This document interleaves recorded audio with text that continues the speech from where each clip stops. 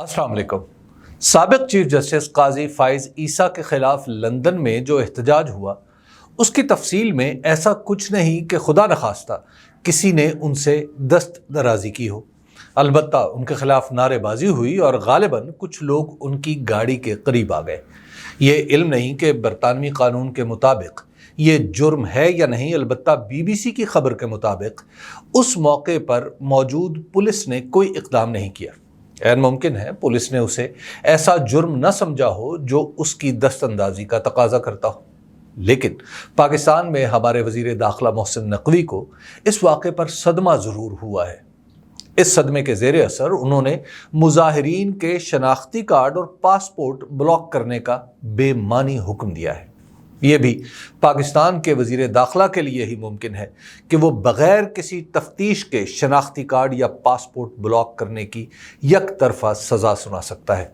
यही बात बरतानिया के वज़ीर दाखिला ने कही होती तो शायद अब तक उसे इस्तीफ़ा देना पड़ जाता। काजी फाइज ईसा वो पहले पाकिस्तानी रियासती ओहदेदार नहीं जो रिटायरमेंट के बाद बैरून मुल्क गए और उन्हें एहतजाज का सामना करना पड़ा। इससे पहले साबिक chief of army staff general Qamar Javed Bajwa को भी यूरोप के किसी मुल्क में मल्लाहियाँ सुनना पड़ी। नवाज शरीफ साहब जब भी लंदन तशरीफ़ ले जाते हैं तो उनके घर के सामने रौनक लगी रहती है।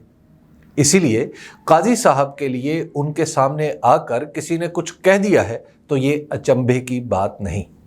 उन्होंने सुप्रीम कोर्ट का चीफ जस्टिस होते हुए बेइंसाफ़ी की जो दास्तानें रकम की हैं, अब उन पर तहरीरी या ज़ुबानी एहतजाज उनका पीछा नहीं छोड़ेगा। वो पाकिस्तान की तारीख़ के ऐसे जज हैं जिनकी अमानत पर कम ही लोग भरोसा करते हैं, जिनकी दयानत की गवाही उनकी बेगम साहिबा के अलावा शायद ही कोई दूसरा दे सके। उनकी सदाकत उनके फ़ैसलों में दफन हो चुकी है और उनकी अदालत में जिस तरह दस्तूर कानून के पुर्जे उड़े, उनकी शहादत हुकूमत और उसके मुतल्लिकीन को निकाल कर सारा पाकिस्तान दे रहा है। हैरत इस पर है कि उनकी वो असातीरी शुजाअत कहाँ चली गई जिसका मुजाहिरा वो हर रोज़ कमज़ोर पर किया करते थे। लहजे का जलाल और मुखातिब के लिए इस्तेहज़ा कहाँ रह गए जो उनके तकब्बुर के निशान थे। लंदन की किसी गुमनाम गली के भीगे हुए फर्श पर वो सारी मता मुतासरीन अदालत की ज़रा सी हाउ हू में बह गई। सुभान तेरी कुदरत। पाकिस्तान में कानून है कि सरकारी मुलाजमत से फरागत के बाद कोई भी शख्स 2 साल तक सियासत नहीं कर सकता। अगरचे कानून में तो ये भी लिखा है कि कोई शख्स मुलाजमत में होते हुए भी सियासत नहीं कर सकता, मगर कानून में लिखी ये बात कहीं दबदबा गई है। इसलिए काजी फाइज ईसा ने सरकारी तनख्वाह पर खूब सियासत की। उन्होंने अपने वालियाने नेमत के लिए हर वो काम किया जो उनसे मतलूब था। वो जिस सुप्रीम कोर्ट का हिस्सा थे उसके अहकामात का मजाक उड़ाते रहे। वो जिस इलेक्शन के निगरान थे उसी में दानिस्ता या नादानिस्ता तौर पर धांधली का हिस्सा बने। उन्होंने पाकिस्तान की सियासत में लोटा बन जाने और लोटा बनाने का रास्ता अपने फैसले से खोला और उन्हीं लोटों की इमदाद से अदलिया की तबाही के लिए 26वीं आईनी तरमीम का रास्ता हमवार किया। उन्होंने अपनी ही अदालत के फैसले के लिए लिखा कि इसे मानना ज़रूरी नहीं और इसे ना मानने वाला तौहीन अदालत के ताज़ियाने से भी महफूज रहेगा। जस्टिस काजी फाइज ईसा सुप्रीम कोर्ट के सीनियर जज के तौर पर इस हुकूमत के मुहाफिज बने रहे और चीफ जस्टिस बनकर इसे नया वजूद देने के लिए खुद ही जच्चागिरी के फ़राइज़ सरअंजाम दिए। वो खुद सियासत करते रहे और आज सियासत की हल्की सी आँच उन तक पहुँची है तो इसमें ख़राबी क्या है। उनके बकौल तो वो लोग उन्हें ज़्यादा भाते हैं जो उनके मुंह पर बात करते हैं। सुना है काजी फाइज ईसा को लंदन में उनकी मादरे इल्मी ने किसी एजाज़ से नवाजा है। किसी भी तालीमी इदारे से पढ़ने वाले अपने पेशे में नाम पैदा करें तो इदारे का एजाज़ होता है। जस्टिस काजी फाइज ईसा यकीनन एक लायक तालिब इल्म होंगे, लेकिन ये समझ नहीं आई कि उन्हें एजाज़ किस उन्वान से दिया गया है।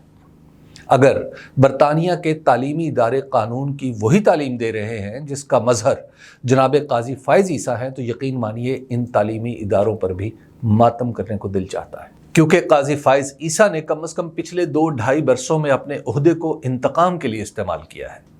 اس عرصے میں ان کے لکھے ہوئے فیصلے دیکھ لیجئے، ان میں قانونی استدلال تو کہیں کہیں ہے، البتہ اپنے برادر ججوں کے لیے طعن و تشنیع اور اپنے مخالفین کے لیے بازاری زبان کے سوا کچھ نہیں۔ ان کے مکتوبات ہوں یا عدالت میں ادا کیے گئے کلمات کہیں سے بھی ان کے تعلیم یافتہ ہونے کا پتہ نہیں دیتے۔ ایسا شخص جو اپنے ملک کا قانونی نظام تباہ کرنے میں اہم ترین کردار ادا کر چکا ہو، کیسے قانونی تعلیم دینے والے ادارے میں اعزاز کا مستحق ٹھہرا؟ یہ کم از کم بادی النظر میں سمجھ نہیں آتا۔ وہ شخص جس کے فیصلوں کے حق میں شاید ہی کوئی کلمہ خیر کہہ سکے، اسے کوئی نمائشی عہدہ دینا بھی کوئی ڈھنگ کا تعلیمی ادارہ تو گوارا نہیں کر سکتا۔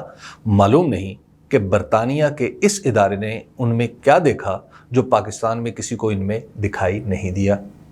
اپنے ملک میں ان کی حیثیت تو یہ ہے کہ وہ اگر خود قانون پڑھانے کا کوئی ادارہ بنا لیں تو کوئی اس میں داخلہ نہ لے۔ پاکستانیوں کو انتظار رہے گا کہ جس ادارے نے انہیں کسی انعام سے نوازا ہے، اس نے جناب میں ایسی کون سی خصوصیات دریافت کی ہیں جو انہیں کسی اعزاز کے قابل بناتی ہیں۔ دنیا پر وہ زمانہ گزر چکا جب ریاست کے ذمہ دار احتساب سے بالا تر تھے۔ یہ نئی دنیا ہے۔